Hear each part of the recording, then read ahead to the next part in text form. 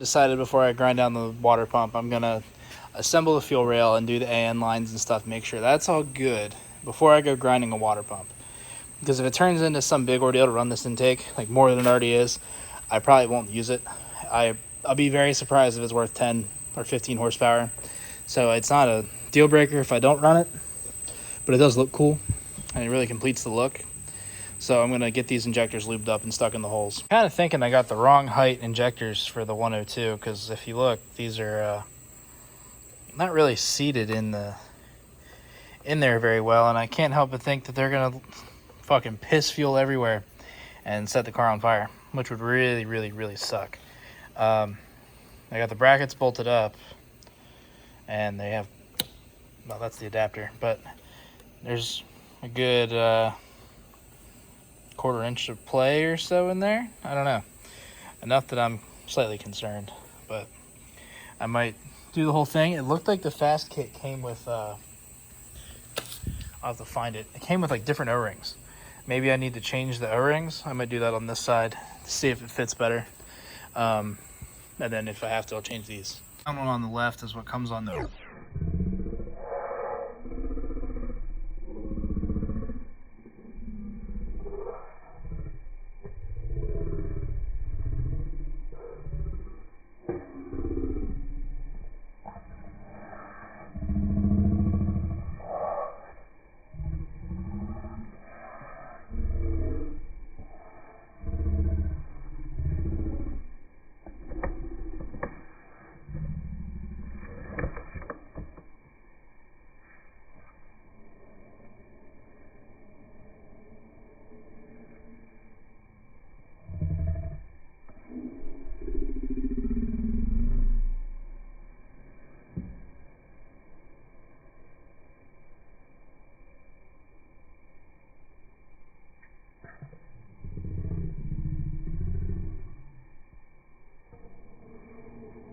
I'm gonna stick that on there and find out.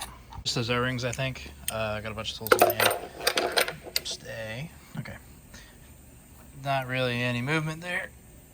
And under 60 psi fuel pressure, I can't imagine it's gonna lift or anything. They're definitely sealed. As long as I didn't rip an O-ring putting them in, I think we're good.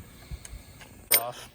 And I hit the fuel rail bolts with the impact gun. Yeah, that should not come out that easy. And one of the lock washers came out because I gave it a little too much sauce, and it went right down that little crevice.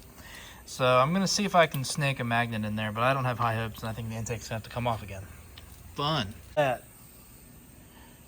For that. It's probably for the best, but I don't think it ever really would have been a problem. It probably would have just bounced around that head bolt forever. Whatever. Fixed. It's all bolted up. I'll have to double check these bolts later. But I'd imagine the intake's going to have to come off again when we put the engine in the car. But yeah, I just got to do the AN lines and figure that out. Put the thermostat on, take this off, grind it. It's turned out to take a little longer than I expected, but I remember hearing at some point on like a 3rd gen forum or something, if you can pick the motor up even a little bit, or turn it on the stand by the fuel rail, you're not gonna have any issues with the injectors lifting. So I think we're good. Not a very, good test, but the O-ring thing definitely seems to have made the difference. So I'm gonna figure out what I'm gonna do for the AN lines. We gotta get the feed in this side. This side, I guess, gets the fuel pressure regulator, or the fuel pressure gauge. And I guess I need a crossover for the front. This is just a quick mock-up, and I'm not crazy about it. So the fuel gauge, whatever, it came with the fuel line or the fuel rail kit. It moves the feed up here, and I have like another. Let me add that where we left off. I have this extra like 10-inch piece of AN line with the quick connect to tie into the factory fuel line. I think this might be backwards, but that only comes out here. So realistically, you probably sit like that, right on the fiery header, hot gas bad. It's got to tie into that up there. I'm not sure that's gonna reach. Actually, I don't think there's any way in hell that's gonna reach, and I don't think that's the right side. I might lower this down a little bit, see if I can spin it around. Female to female don't work. As cool as that is to watch sometimes, it just don't work. I bet if I come over to the factory fuel rail, we got the female end for the male end. So that kind of blows a lot. Because not that the intake's hard to swap, I don't have any more time. Like I've tied the lift up for probably by the time this is assembled, 2 full weeks. I can't leave it like that. It's got to go. Really, it makes life a lot easier. I can change the engine mounts ahead of time to drop it down a little bit. We can figure this out later if I'm disappointed with the power. If not, I'll save this for a later date. It's not like I'll never build another LS car again. So I guess I'm going to switch the LS6 intake real quick. Fuck. Hopefully I don't need those injectors. Hopefully the stock ones are good enough for now. We have to mount the stock intake and we'll see if we can figure all that out. Doesn't look nearly as cool. But like I said, I think for now it's the correct option. Yeah, kind of sucks. Unless I can find an AN line locally, or I might try to get one. I don't know.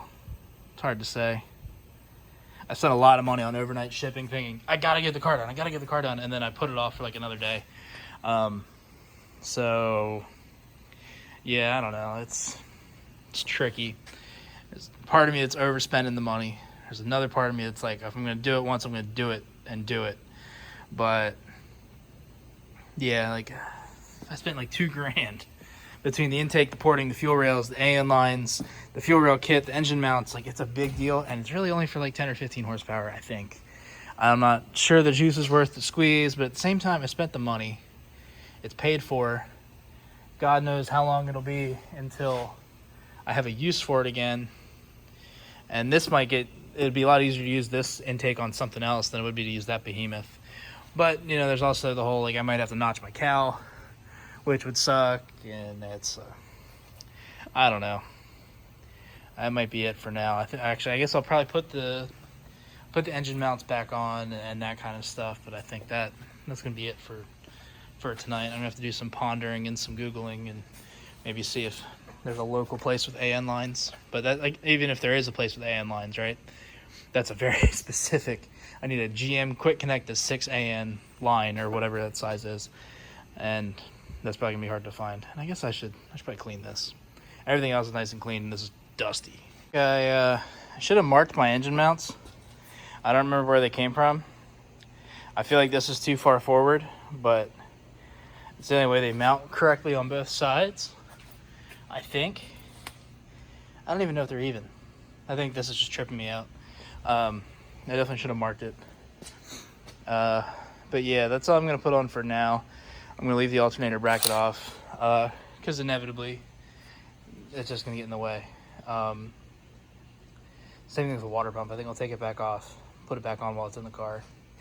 It'll just be easier that way. And then I guess I can figure out all the PCV stuff now that the intake that's probably going to stay on here is on, but that's a big disappointment.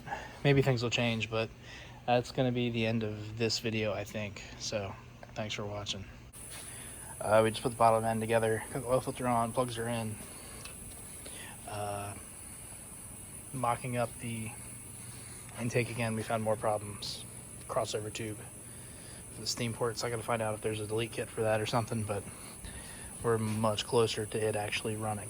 But more tomorrow. Hopefully we get it there, and then there, and then it runs, I hope.